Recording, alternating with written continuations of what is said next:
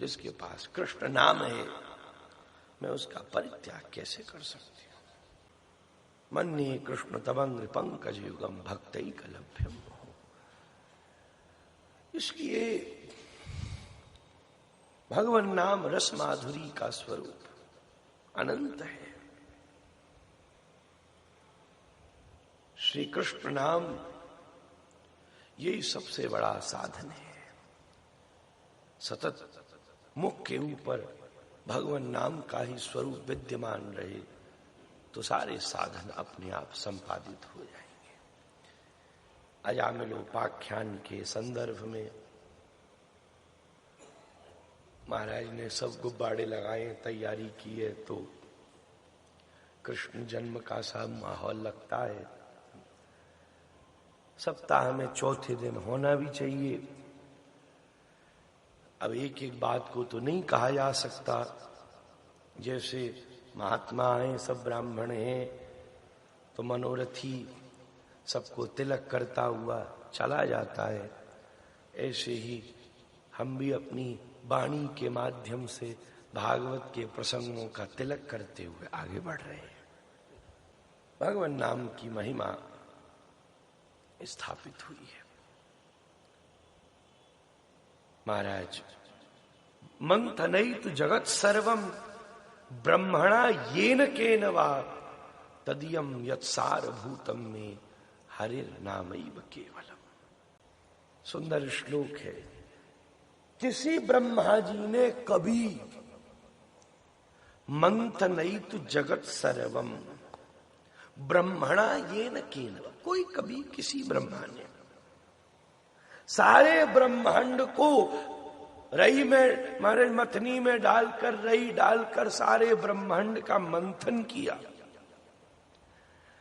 कि वास्तव में सारे माया में, ब्रह्मांड में, जगत में एकमात्र सत्य क्या है, माखन क्या है, बची हुई चीज क्या है, सब नीचे डूब जाएगा। इस मथनी में क्या ऊपर आएगा? दूध मथो, दही मथो तो मक्खन ऊपर आ जाता है।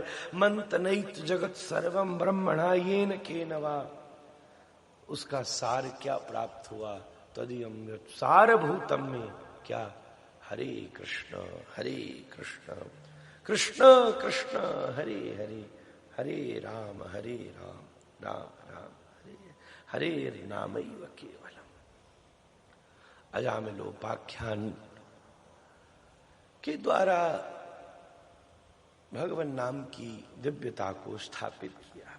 कोई कैसे भी ले, रूप गोस्वामी लिखते हैं, श्रद्धया हेलया वा भृगुवर नरमात्रम तारयेत कृष्ण नाम।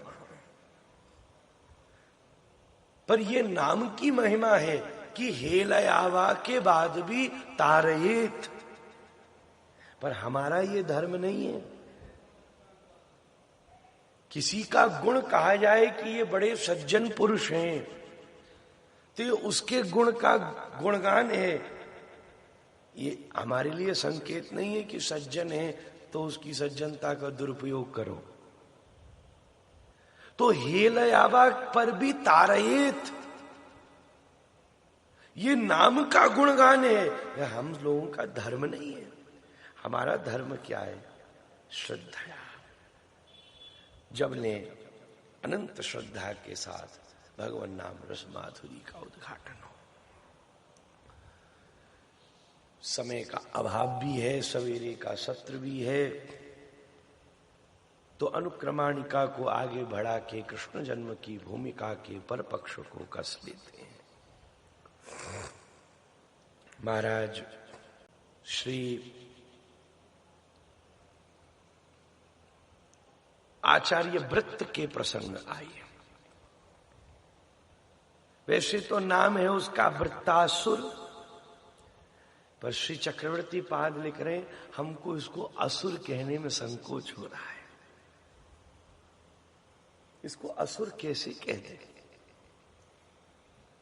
बड़े बड़े सुरीलियों से भी इसका सुर सबसे ऊंचा है। ऐसे 4 श्लोक कह दिए, आज तक इससे ऊंची प्रार्थना कोई कर नहीं सका। इसलिए ये वृत्तासुर नहीं है, वृत्ताचार्य है।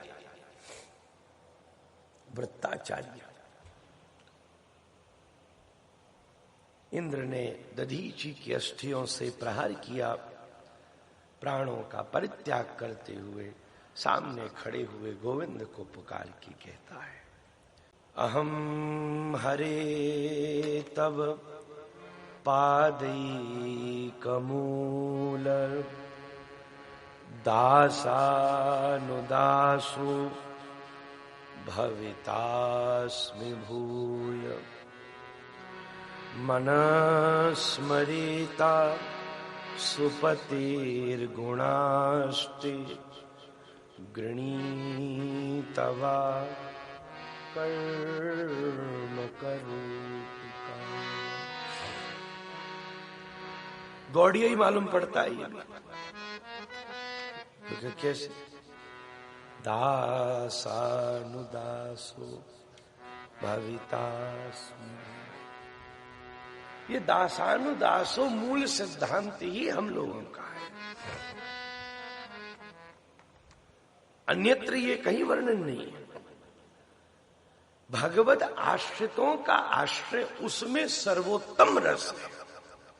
श्री नरोत्तम लिखते हैं, श्री कृष्ण चैतन्य प्रभुर दासेर अनुदास, और अनुदासता और उसमें विशेष रस है। श्री गोविंद के निज संसर्ग का रस कम है, उससे ज्यादा रस सखियों का है, सखियों से ज्यादा रस मंजरियों का है, मंजरियों से ज्यादा रस किंकरियों का है। इसलिए कहा गोपी भर्तुर पद कमलयोर दास दासा अनुदास। तीसरा नंबर, ये गोलोक की लीला में समझना पड़ेगा। श्री ललिता विशाखा स्वामिनी का श्रृंगार करके जब स्वामिनी को निकुंज मंदिर में भेजती हैं और स्वामिनी के रूप सौंदर्य लालित्य को देख करके जब श्री गोविंद के अंदर वांछा का उदय होता है, राय रामानंद लिखते हैं, कृष्ण वांछा पूर्ण करे यही लीला सार। और उस वांछा की निवृत्ति के लिए जब श्री गोविंद श्री करग्रहम, गोपी गीत, जब श्री करग्रहम करते हैं तो स्वामिनी के मन में अत्यंत आनंद की अनुभूति होती है और मनी मन ये विचार आता है कि हमारे इस रूप सौंदर्य लालित्य सौमनस्य को देखकर श्री गोविंद जो निवृत्ति परायण परात्पर पर ब्रह्म परमात्मा पूर्ण काम आत्म काम है, उनके अंदर भी मिलन की वांछा का उदय हो गया है। ये अगर संभव हुआ है तो हमारी प्रिय सखियां ललिता विशाखा आदि रंग देवी आदि के अनुग्रह के सहयोग से संभव हो पाया है। इसलिए श्री राधिका गोविंद के कर कमल स्पर्श से जिस रस का अनुभव करती हैं, उस रस को कोटि गुना सतगुना और बढ़ा करके सखियों को देती हैं। लो ले लो। जैसे गैया ने दूध दिया, अब दूध गया रसोई में, मैया ने उसको उबाल दिया, चीनी उसमें गेर दी, अब अंडारी ने ला के महाराज को दिया। बोले ऐसे नहीं भैया, थोड़ी इसमें केसर डालो, तुलसी डालो। इनने केसर भी ऊपर से डाल दी, तुलसी जी भी डाल दी। फिर श्री ठाकुर जी को भोग लगा तो भगवान का अमृत उसमें मिल गया। दूध मुखिया है, गैया ने दिया था, पर जितने हाथ में गया, रसोईया के पास गया तो चीनी मिल गई, महात्मा के पास गया तो तुलसी जी उसमें केसर मिल गई, पुजारी के पास गया तो तुलसी मिलके ठाकुर जी का अधरामृत मिल गया, उसका रस और बढ़ गया। केसर का भी स्वाद है, चीनी का भी है, तुलसी जी की भी गंध आ रही है और ठाकुर जी के अधरामृत की भी भावना का उदय हो रहा है। उसी प्रकार जैसे दुग्ध हाथ से हाथ जाते समय विस्तृत होता गया, उसी प्रकार श्री स्वामिनी को श्री गोविंद के स्वरूप की, गोविंद की स्वरूप गौ से रस के दुग्ध को निचोड़ करके जब सखियों को दिया गया तो स्वामिनी की अनुभूति की मिश्री उसमें मिल गई। अब ललिता विशाखा रस का अनुभव करके और प्रसन्न हुई। उनने विचार किया, वाह, ये गोविंद का रस और सरल, और जरा और स्पष्ट करना हो तो जैसे समुद्र का जल बादलों से परिवर्षित होकर मीठा हो जाता है, ऐसे ही रस गोविंद का है, पर उसमें ईश्वरता का खारापन है। जब वो गौरांगी मेघ से परिवर्षित होता है तभी गोविंद का रस आस्वादनीय बनता है। श्री ललिता विशाखा प्रसन्न होती हैं। वह ये स्वामिनी जी के अनुगत्य का जो अनुभव हुआ है, इसके पीछे रूप मंजरी, गुण मंजरी, रति मंजरी, ये अष्ट मंजरियों का हम पर सहयोग है। तो हमें इन्हें भी कृतज्ञता ज्ञापन करना चाहिए, स्वार्थी नहीं बनना चाहिए। प्रेम परमार्थी भी होता है, काम स्वार्थी होता है। तो ललिता विशाखा रंग देवी सुदेवी आदि समस्त सखियां वो सतगुना प्राप्त स्वामिनी के रस को सहस्त्र गुना करके मंजरियों को दे देती हैं। तो गोपी भर्तुर पद कमलयोर दास दासानु, अभी एक और बचा अनुदास दास, एक अंतिम तीसरा, वो क्या? अब मंजरियों को जब सहस्त्र गुना गोविंद का रस, जिसमें स्वामिनी की कृपा, ललिता विशाखा का अनुग्रह, इसलिए नरोत्तम दास कहने ललिता विशाखा आदि जो तो सखी वृंद आज्ञायो करीब सेवा चरणार। ये हम पर जो अनुग्रह का परिवर्षण हुआ, ये हमारी निज किंकरियों की सहयोग से हुआ। इसलिए हमको स्वार्थी नहीं बनना चाहिए, प्रेम परमार्थी बनाता है। तो वही रस जो श्री किशोरी जी को प्राप्त हुआ, किशोरी जी ने सतगुना करके सखियों को दे दिया, सखियों ने सहस्त्र गुना करके मंजरियों को दे दिया, मंजरियां उसी रस को कोटि गुना करके किंकरियों में परिवर्तित कर देती। इसलिए कृष्ण रस की पूर्णतम अनुभूति लेनी हो तो निज कैंकर्यता से उसकी अनुभूति संभव है। इसी बात को सरल पद्धति से महाप्रभु कहते हैं, गोपी भर्तुर पद कमलयोर दास दासानुदास। और इसी बात को हम लोगों के लिए वृत्ताचार्य कह रहे हैं, अहम हरे तब पादैक मूल दासानुदासो। तो पहले पादैक मूल, फिर दासानु, फिर दास, फिर अनुदास। ये दासानुदासो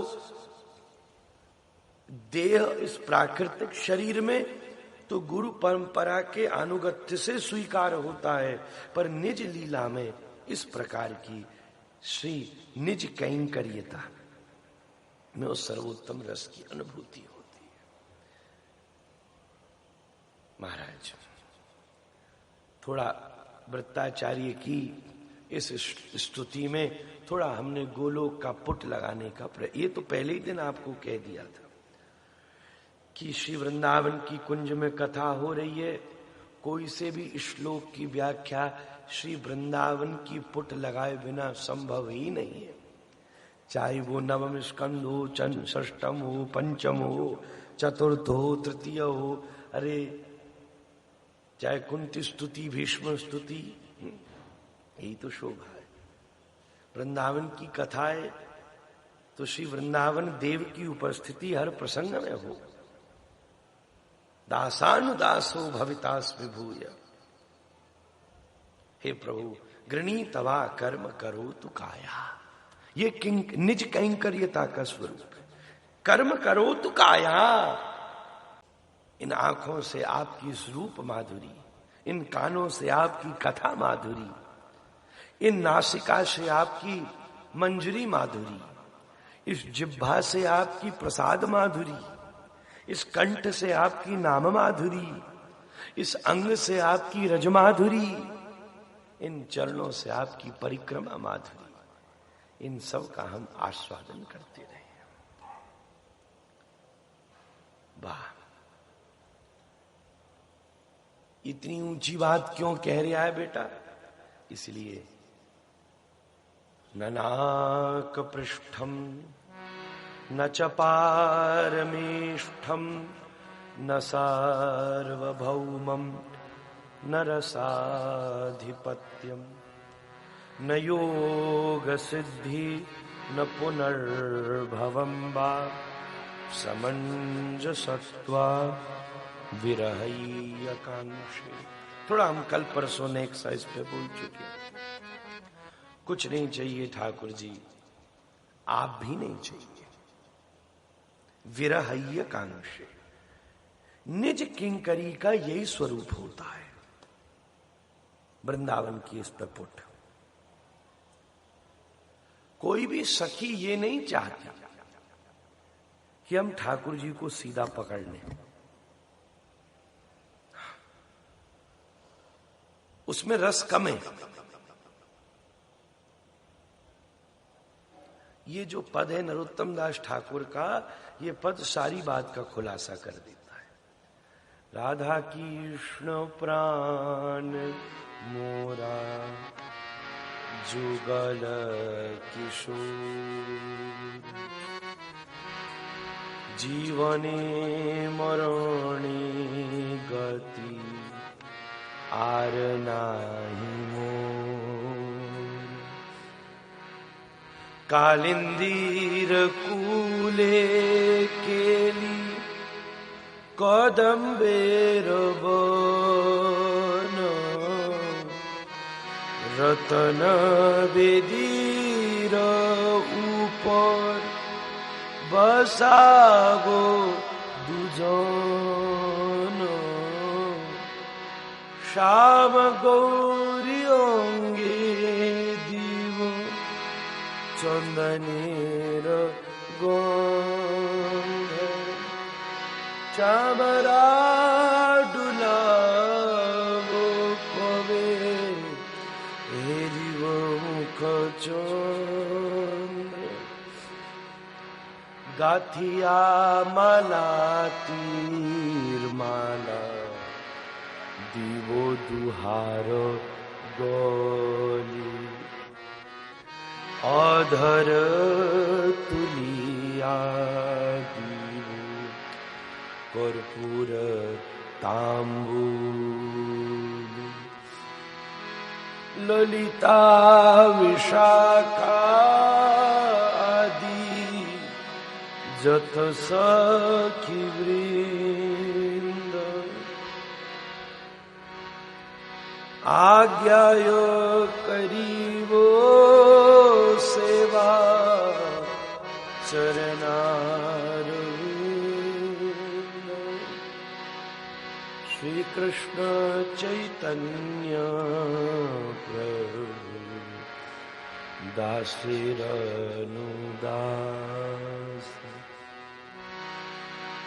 सेवा अभिलाष करी नरोत्तम दास।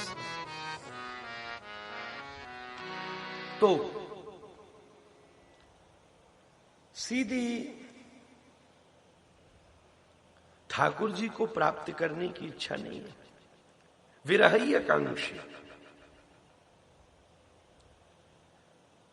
नरोत्तम दास ठाकुर कह रहे हैं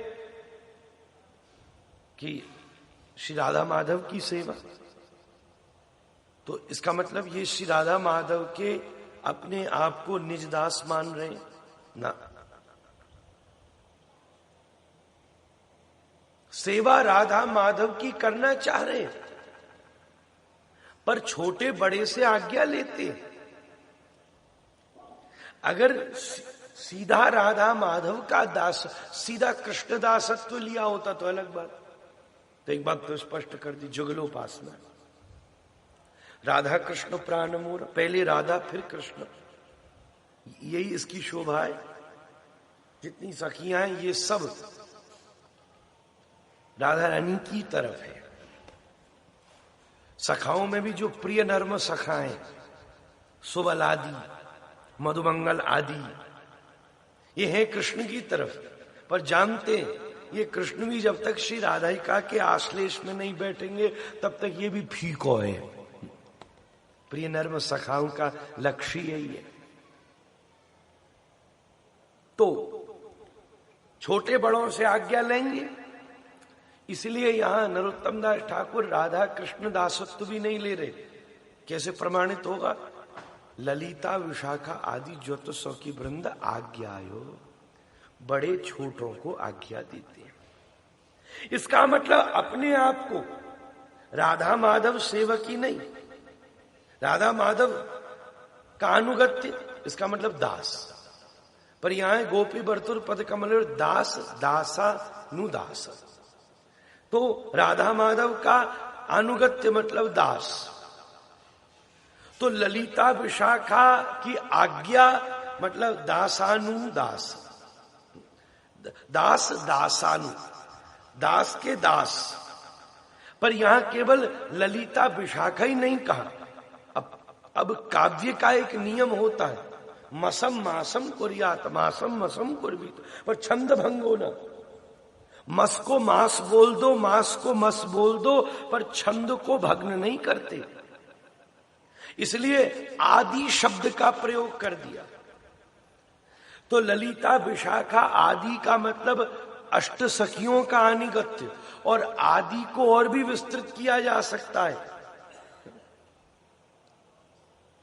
मंजरियों का अनुगत्य। तो 3 बार दास शब्द का प्रयोग आएगा।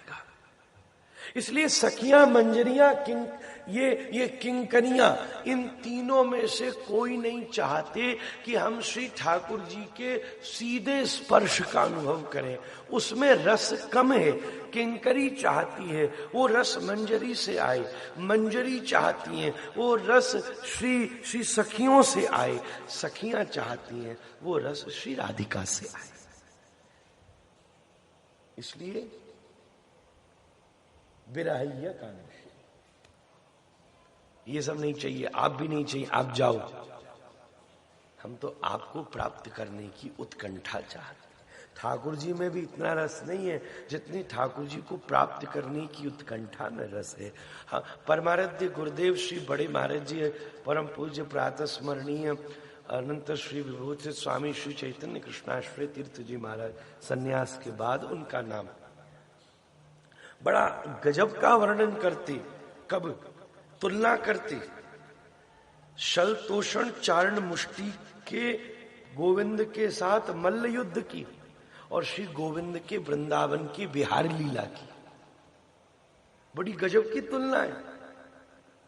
ये मथुरा के मल्ल युद्ध में गोविंद का इन मल्लों के साथ अंग संग हुआ है।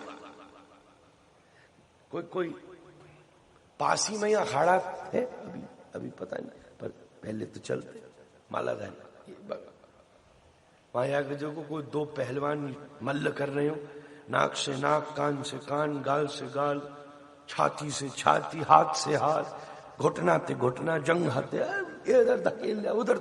तो ठाकुर जी ने सल तोषण चारण मुष्टि के साथ पूरा अंग संग किया। पर परमाराध्य सिर पे हाथ धर के कहते, बोले या के बाद भी इन दुष्टों के अंदर रत्ती भर रस का संचार नहीं हुआ।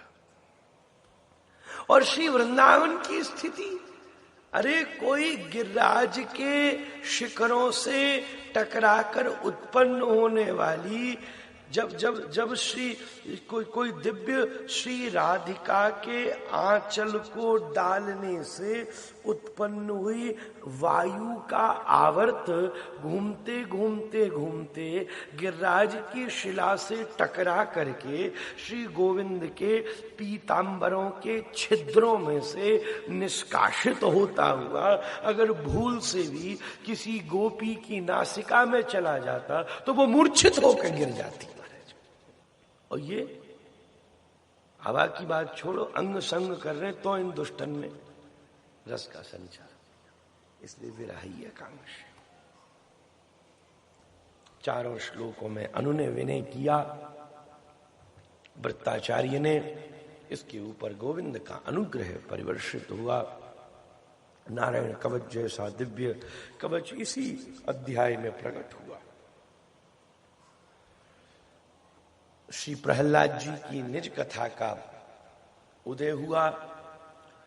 श्री नरसिंह भगवान, नरहरि भगवान स्तंभाभ्यंतर गर्भ भाव निगवत व्याख्यात तद वैदवी यह पंचान्न पंचजन्य वपुषा व्यादिष्ट विश्वात्मतः। श्री वृंदावन लीला में हमारी श्री माध्वगौड़ीय संप्रदाय में दशावतारों में श्री बलराम जी, श्री राम जी के पश्चात अगर मुख्य रूप से किसी अवतार की उपासना है, मान्य है, या किसी के प्रति निष्ठा है विशेष माध्वगौड़ीय वैष्णवों की, तो वो श्री नरसिंह भगवान की। हम सब लोग उनको भी अपना उपास्य प्रणाम करते हैं। अन्य अवतारों से विशेष निष्ठा हम लोगों में उनके प्रति देखी जाती है। परम औदार्य स्वरूप है श्री नरसिंह। भगवान की सबसे प्रथम शोभा उनका स्वरूप है, अलंकार है, पर भक्त की भक्त वत्सलता में नरहरि ने उस स्वरूप का भी परित्याग कर दिया। परम औदार्य। हमारे श्री आनंद वृंदावन संपुकार एक सूक्ति में कहते हैं, हालांकि हम नरसिंह के रौद्र स्वरूप से ही परिचित हैं। आए, तांडव किए, हिरण्यकश्यपु लिए, पेट फाड़ दिए, फेंक दिए, पर बड़ा अद्भुत एक लाइन कही। जब उद्धार हो गया ना हिरण्यकश्यपु का, तब नरहरि देहरी पर बैठकर अपने प्रिय प्रहलाद को गोदी में बिठाते और जिह्वा निकाल निकाल के उसको चाटते। आहा, इतना ही नहीं, कवि कर्णपुर लिख रहे श्री नरहरि दोनों हाथों को जोड़ कर कहते हैं, क्षंतव्य क्षंतव्य मंग यदि में समय विलंबम। नरहरि का श्लोक है। ए मेरे पे सिर्फ जीव भाई सब मुझको है ना क्षमा कर दियो, क्षंतव्य। क्यों? तू इतना बबुआ सा, प्यारा सा, कोमल सा, और मैंने आने में इतनी देर लगा दी। क्षमतव्य मंग यदि में समय विलंब। परम औदार्य स्वरूप, भक्ति के रक्षक, नाम प्रचारक। श्रीमन महाप्रभु की भी नरहरि में अत्यंत निष्ठा है।